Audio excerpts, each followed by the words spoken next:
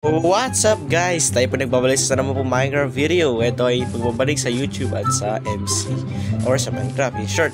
So ngayon titignan natin ang mga different iron golems. If you still remember, last is try na natin. So ngayon or last year. So matanda na yun. Matandang video na talaga sa ating YT channel dito po sa YouTube. So ngayon tingin natin yung mga golems. If you can see, ito po ay modded by other golems, different types. So kumbaga ito po ay dalawang mods actually na dinalat ko para matignan talaga yung mga different golem mga par. Syempre yan nakikita nyo guys. Pero mamaya may aaminin ako mamaya. Pero yun nga, focus muna tayo. So ngayon syempre kailangan natin ng fence or blocks. Puro fence na lang for now. Hindi naman siguro naninira ng mga fence itong mga golem na to. Syempre mababay dyan. Golem pa rin naman yan guys syempre. So first golem natin ay Crimson. Okay para lang siyang pinalitan. Pero okay, alis nakikita yung Crimson nya. Next nakikita ulit ang fence. Over pa lang yung sa reset. So ngayon tingnan natin yung susunod is the side. Oh my goodness, parang gusto kong ma-add to sa sa next update sa King para at least may mga golem, diba? Pero if ever man, sana nga mo dyan, baka naman po ang lupit pala nito, tingnan nyo naman.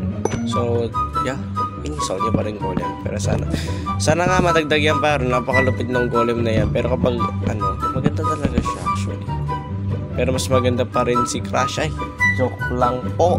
Keme. Sa sunod is the go. Oh, shish. Ang lupit niya para pang mayaman na golem. Tingnan niyo naman par. Gold na gold. Shimmering gold. Susunod naman natin par. Ay, okay, lagay ulit tayo ng fence dito. Parang medyo naglalag pa tayo. Oh my goodness. So, yan. Pagpasensyahan nyo na rin po pala. Ngayon po ako nakapag-upload. Oh my goodness. Ang lupit nito pre. Tingnan nyo naman lang, nasira yung fence natin doon na isa. Feeling ko yan, nagsusunog na siya.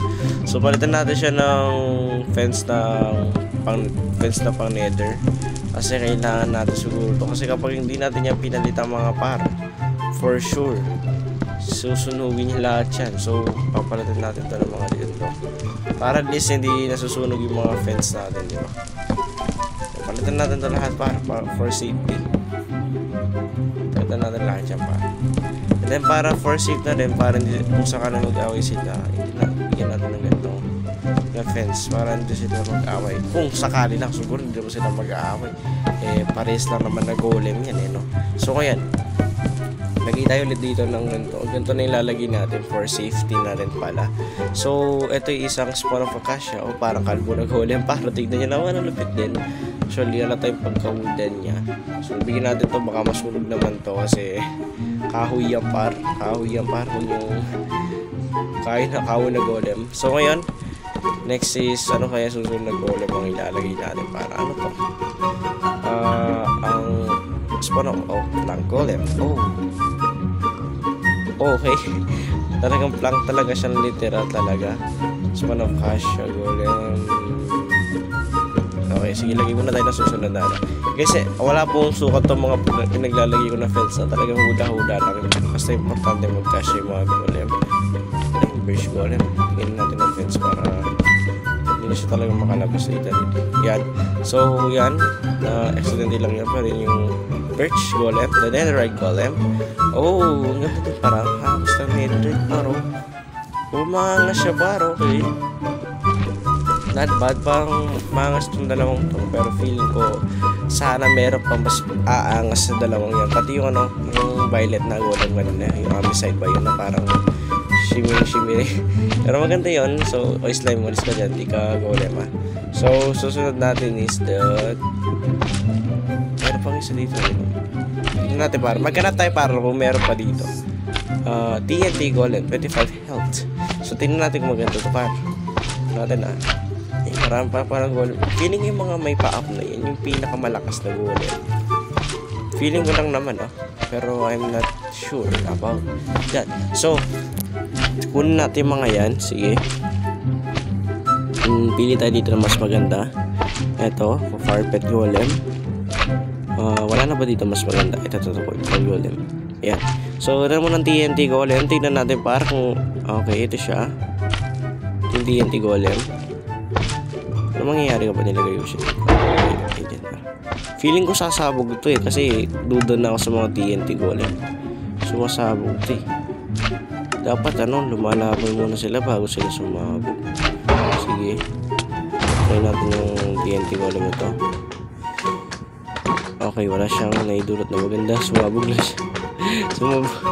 Sumabog lang siya pero dapat lumalaban yun eh. Sayang, lumabang. So yan, susunod na natin na golem, which is the TNT golem ngayon. Sumabog lang siya pero ilalagay pa rin natin yung TNT golem for the collection. So ngayon, bibigyan ko na siya ng mga ganito kasi feeling ko para if may lumapit na zombie, skeleton or anumang mob siya or lalo na slimer tsaka spider, dahil natanong yung mga dalawa ngayon, isa naman nasa lambitin siya. So ito, dadalawin ko na yung mga to. Hindi po to building episode para na malagay pa rin natin siya as one of the golems dito.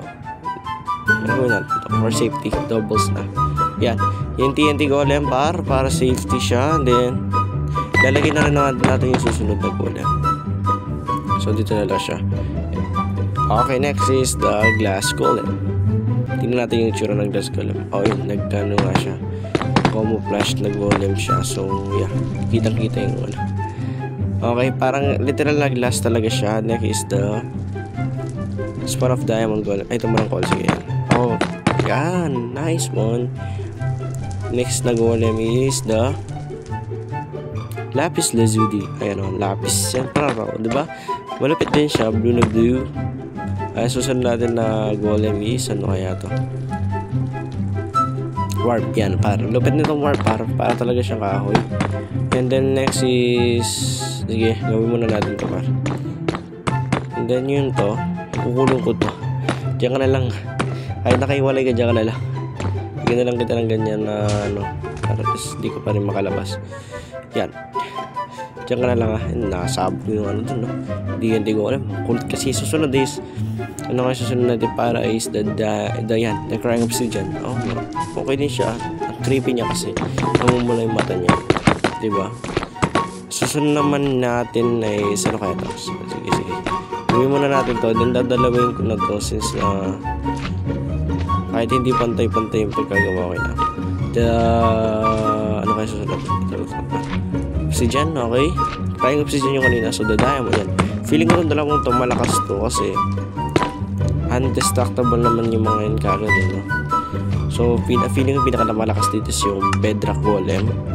Kasi siguro if may bedrock man dito ay hindi po na sa may bedrock na. So yun natin yung bedrock, the end golem or the wasteland din pala dun, no?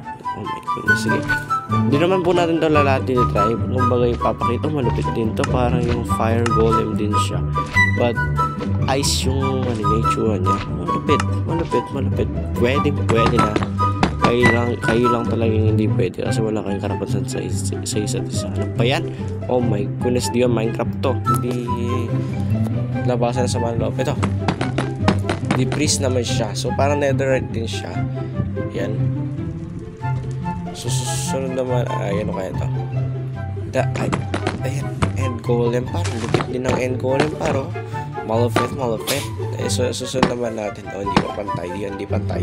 Yan. Ano kaya susunod natin na ilalagay dito? Siguro yung bedrock na. Bedrock na ba tayo? So, bedrock, diba? The bedrock golem. So, feeling ko maganda din yung bedrock golem na yan. If I'm not mistaken, ay, hindi naman siya pantay. Ano ba naman yan? Gagamit kaya ako ng rulers na Minecraft. Para mapantay ito yan. So, the deep freeze, tapos tayo dyan, the ice golem, the lapis lazuli, tapos tayo dyan, diba? The gold. Feeling ko tapos na natin ito. Tapos na natin ito. So, ngayon, punta tayo sa iba pang ito, copper. Try natin ito, copper, tsaka ito, jungle. At saka ito. Dito kaya yung itsura nila. Kapag nitapos mo, di yan lupit naman pala yung itsura. So, dito nyo ito guys, no? Gahanap tayo ng mga ng golem. Sige. Sama na natin yung golem. Yan. Kasi flexion. Set the time to 25,000. Okay, ano kaya nilalagay natin dito pa? Copper golem. Pwede na copper golem mo. Actually guys, dati, if I'm not mistaken talaga, dami ko na if I'm not mistaken na linya. Meron din po talagang ganyan na copper golem. Yung maliit, yung pang redstone yata yun. Kasi hindi siya nanalo, di ba?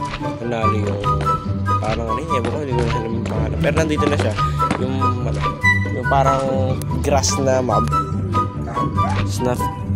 Nakalimutan ko na yung pangalan. Pero yun, yung nanalo. So, ito, the spawn granite gold. Oh! Literal na golem pa. Tingnan yung lupit to pare sa mga dungeon na laro ng Minecraft. Ang lupit pre, oh. Lupit. Pati magkaganyan sa mga cave. Di may kalaban na malalakas sa cave. Maliban sa meron na rin naman yung warden. Pero what if din naman meron ganyan. Di mas dalawa na yung malakas na. Di ba? Marami pa dito ng itsura. May granite na gray, oh. So what if itong dalawa to nasaan, di ba? Di mas mahirap na yung sa ano. Magma, okay. Usual magma talaga siya. Yung iba dito ano, maganda sila par. Yung mga iba. Although para what if yung dalawang yung nasa ano, ilalim ng lupa. Dagdag mo pa yung cobblestone na ganyan siguro. Eh di may dalawang golem boss na pwede mong palabanan. As usual, ano na yung ano, warden, mahirap na siyang kalaban. Pero what if nga naman meron ganyan. Hindi mas mahirap yung siyang labanan.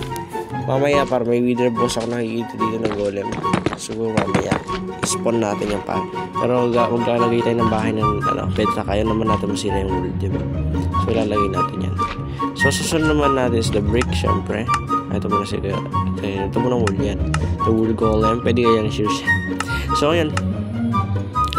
Hindi mo siguro pwedeng shoes lang. Creepy naman siguro. Makikita mo yun. Ibig mong balat ng golem, diba? So yun.